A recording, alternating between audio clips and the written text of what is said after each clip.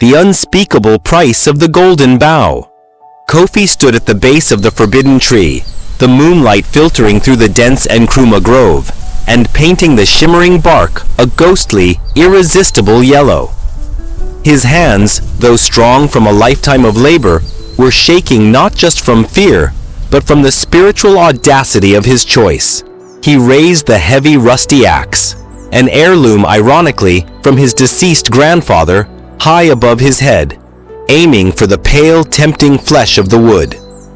Kofi was a desperate man, consumed by necessity, not malice, but that moral distinction vanished entirely the moment the steel found its mark. It didn't sink in with the anticipated thunk of solid timber. Instead, it delivered a sickening, horrifyingly resonant, wet smack, recoiling violently in his grip as if it had struck something alive, dense and yielding muscle. Kofi froze, his entire being flooding with terror, and he stared down at the deep, ragged, shockingly wide gash he just made in the legendary Kao, Sika Dua. And that's when the absolute horror truly began, the kind that redefines reality. Before his terrified eyes, a dark, thick, impossibly viscous liquid began to weep, not drip, but weep out of the wound, flowing sluggishly down the pale wood. It was undeniably crimson. The color of life, impossibly rich, possessing the distinct, alarming metallic smell of fresh, warm human blood. He stumbled back, falling onto the damp earth. This wasn't mere wood, this was flesh, spiritual flesh perhaps, but flesh nonetheless, living, ancient tissue holding millennia of memory and the soul of the land. And then he heard it, a chilling, sorrowful whisper, carrying profound, ancient grief that didn't come on the wind, but seemed to emanate directly from the mournful, massive heart of the tree itself, sighing through the canopy above him. The sound felt less like air, moving leaves, and more like the agonized, deep earth groan of a giant king disturbed from centuries of sacred sleep. He scrambled, blindly snatching the small, severed piece, roughly the size of a man's torso, unsettlingly warm and heavier than stone, and bolted. The slick blood on his hands made the axe useless, a profane relic, so he abandoned it, leaving the weapon of his crime sinking slowly into the dark, thirsty forest floor, running until the frantic rhythm of his own heartbeat and the ancient, mournful cry were the only sounds left in his ruined world. To fully grasp the magnitude of Kofi's transgression, we must first immerse ourselves in the spiritual geography of Asuam. This isn't a modern town. It's a traditional Ashanti community, where the line between the physical world and the world of the ancestors, Aut Asamando, is dangerously thin. Kofi, a simple farmer, was caught in the worst kind of trap. The vicious, crushing cycle of generational poverty that felt like a spiritual curse itself. Kofi was not lazy, nor was he unskilled. He possessed the powerful, rope-muscled arms of a successful laborer, hands calloused enough to guarantee a decent life. But his small plot of land, overworked and perhaps spiritually depleted, seemed determined to yield only dust, thorns, and relentless disappointment. Every day was a testament to his failure, a failure so complete that it poisoned his sleep. His inability to provide was not just financial. In his culture, it was a profound personal shame that eroded his standing as a man and husband, a humiliation he felt deep in his bones. His wife, Ama Ao, the backbone of their struggling home, bore the silent burden of stretching meager scraps into meals. Their children shivering through cold nights, wrapped in mats so threadbare he often swore he could feel the frigid earth clinging to their bodies. He didn't crave ostentatious luxury. He craved definitive security. He wanted to banish the daily, gnawing fear that haunted Ama's eyes. Watching the prosperous merchants in the town square, their silk clothes rustling, their faces smooth and shining with the oils of good living, Kofi would whisper the same aching plea into the darkness every single night. Just one chance, O Great Spirit. Just one sliver of fortune to break this poverty. I don't ask for excess, only the dignity of a future. That sliver of fortune was absolutely forbidden, guarded by centuries of spiritual law. Where the village paths dissolved into the deep green stood the Nkrumah Grove, a place so sacred it was the Koko, the spiritual anchor of the entire community. In the dead center was the Sika Dua, the golden tree. Its sheer size was intimidating, and its wood, with its pale yellow shimmer, was instantly recognizable. The foundational rule, known from infancy, was terrifyingly absolute. Do not touch the Sika Dua. Its wood was considered the literal ancestral bloodline. Its colossal root system, the only true spiritual tether holding the living world to the spirit world. Breaking this taboo wasn't just a crime, it was an act of communal spiritual treason that invited chaos. Kofi's moral breaking point arrived the night he watched Amma, silent tears tracing paths through the dust on her cheeks, trying to patch yet another gaping hole in their children's sleeping mat using only thin scavenged fibers. The sight of his wife's quiet despair was the final stroke that snapped his restraint. This ends now, he resolved. He rationalized the theft. It's a huge tree. It won't miss one piece. This single plank will buy my family a future, one where Amma can smile without the constant, draining weight of worry. He suppressed the knot of terror in his throat, raised the axe, and shattered a covenant that had protected his people for centuries, drawing blood from the Ancestor. The immediate cosmic irony was swift and devastating. The very next morning, the crushing guilt was momentarily eclipsed by a miracle. Amma delivered their firstborn son. He was healthy, robust, and beautiful. Kofi rushed in, a man utterly ruined by guilt, but briefly flooded with the dizzying, treacherous hope that the ancestors, despite his sin, might have granted a fragile reprieve. But Amma's initial tearful joy instantly evaporated, twisting into an expression of profound, soul-shaking horror that drained the color from her face and froze her hand mid-reach. The baby was perfect, save for one inescapable, damning detail. Running straight down the length of his back, from the delicate nape of his neck all the way down to the base of his spine, was a flawless, indelible, pale, yellow line. It wasn't flat like a simple scar. It was slightly raised, strangely warm, and if you tilted your head just so, you could catch the faint, identical, unsettling glimmer of the golden tree's cursed bark. This was the terrifying, undeniable mark of the taboo, a living scar that proved his crime. This is the moment the narrative shifts from personal tragedy to inescapable spiritual horror.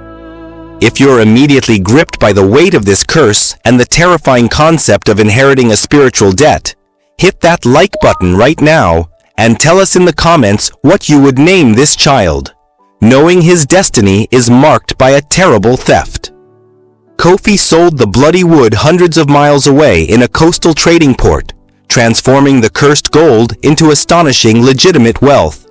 He established a sprawling, successful trade route overnight. But his prosperity felt like a cold, heavy chain, binding him to a lie.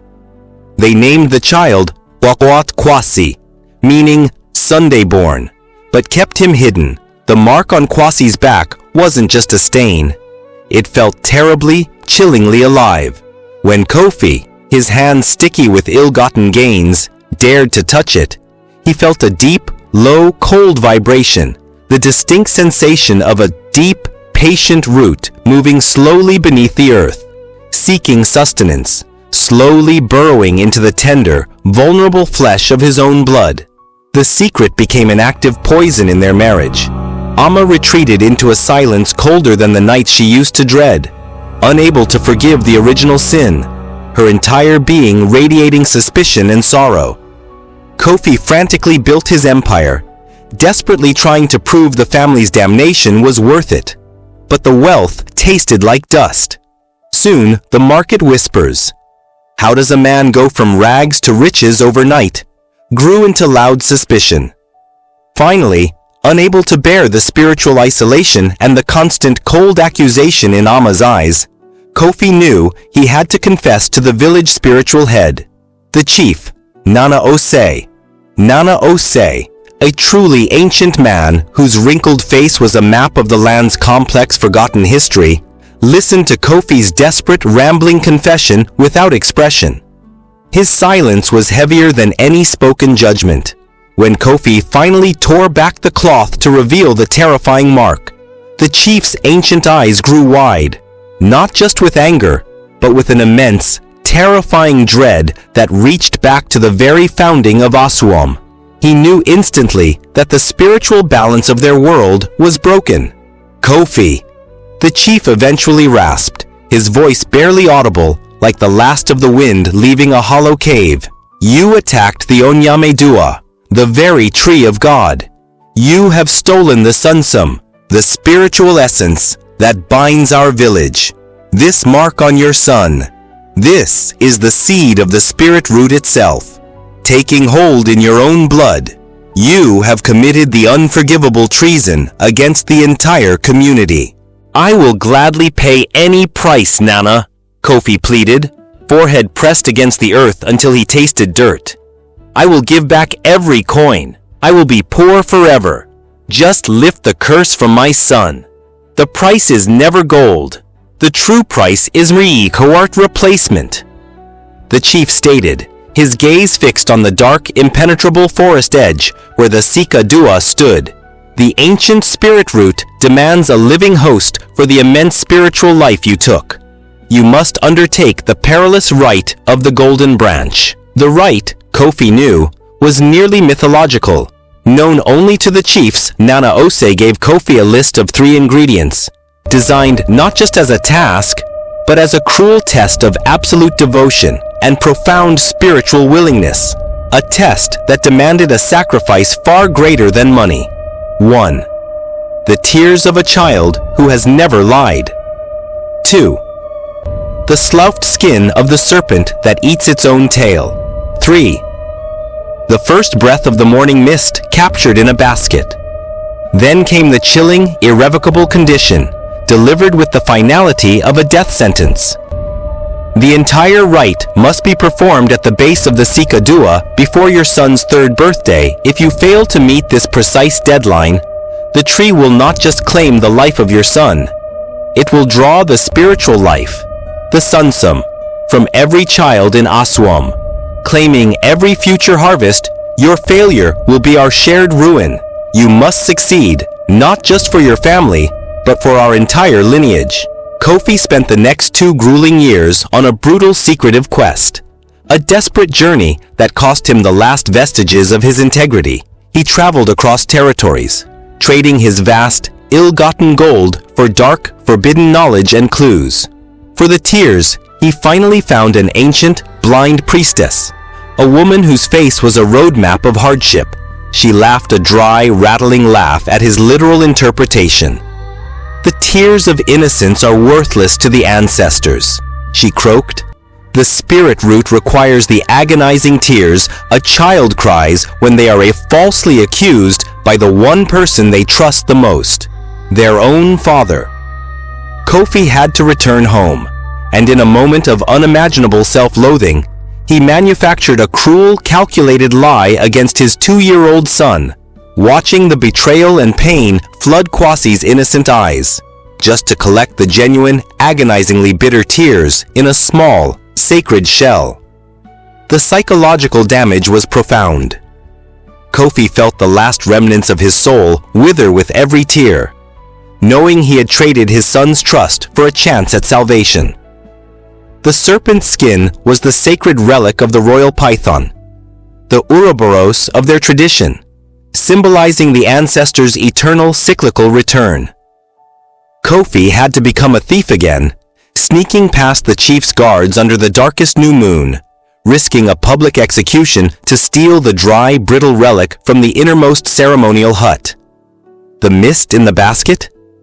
This was the only ingredient that required pure patience and gentleness, not betrayal. He spent 3 days in the cold, silent dawn, lining a porous farming basket with the purest, finest spider silk he could gather. The mist, she said, would cling gently, naturally to the silk, held carefully, not aggressively contained.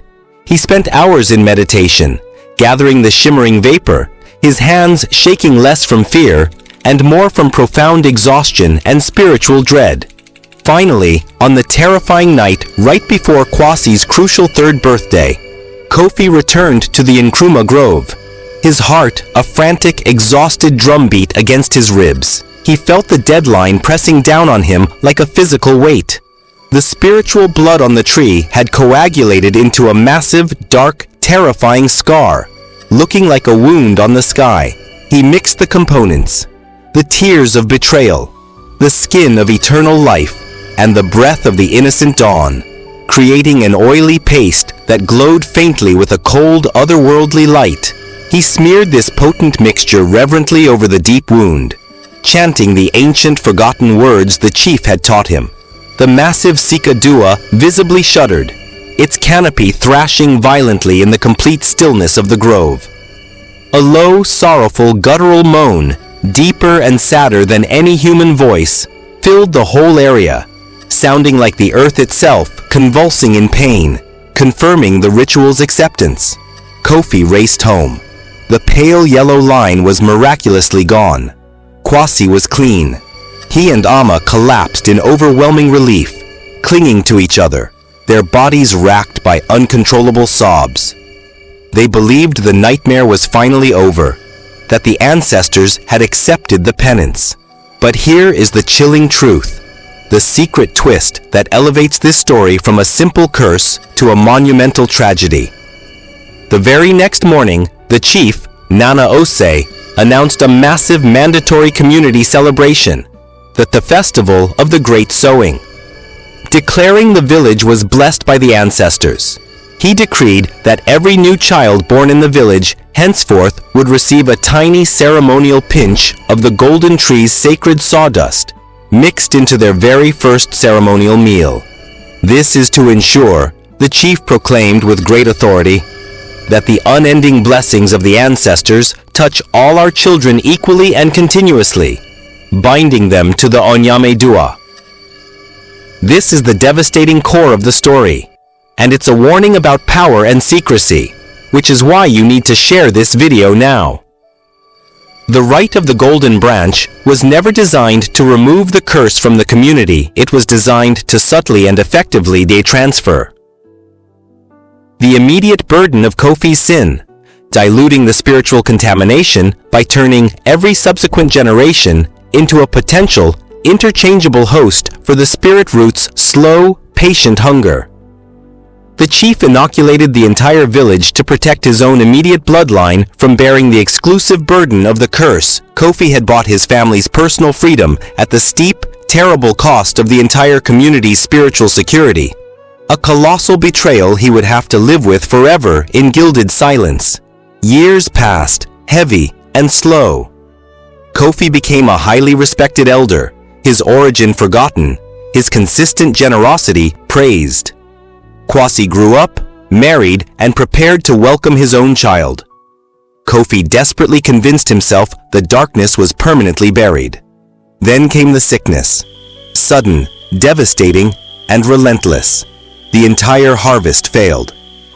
Tragically, cattle dropped dead without warning, and most horrifyingly, a strange, persistent yellow mold began growing aggressively on the children's homes, specifically the homes where the ritual sawdust had been introduced years earlier. The land itself, poisoned by the diluted spirit root, was rejecting life. The communal inoculation was failing. When Kwasi's wife gave birth, Kofi rushed in, his heart a desperate, broken thing. The baby was marked again, but this time the mark wasn't a line. It was a hard, distinct patch of bark, thick and fibrous, growing right on the child's chest, directly over his tiny beating heart. The curse hadn't been lifted. It had gathered strength through the communal ritual, manifesting now in a final, aggressive and terminal form. Kofi raced back to the old blind priestess, finding her on her deathbed, her breath rattling faintly. "The chief deceived me," Kofi screamed, gripping her hand. The priestess struggled for breath, her eyes closed. She offered a faint, sad smile. "Nana Osei did not lie, Kofi.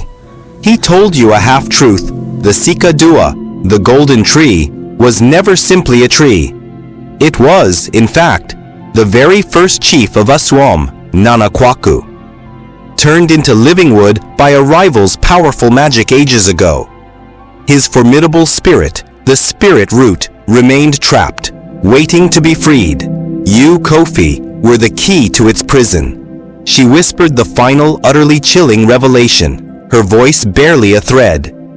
"When you drove that axe into the Sika Dua, Kofi, you brutally killed him. You unleashed his ancient, vengeful spirit root, setting it free to demand a new, living, breathing vessel. The chief's inoculation rite simply protected his own bloodline. Now, the spirit is strong. It must be housed. It must be replanted."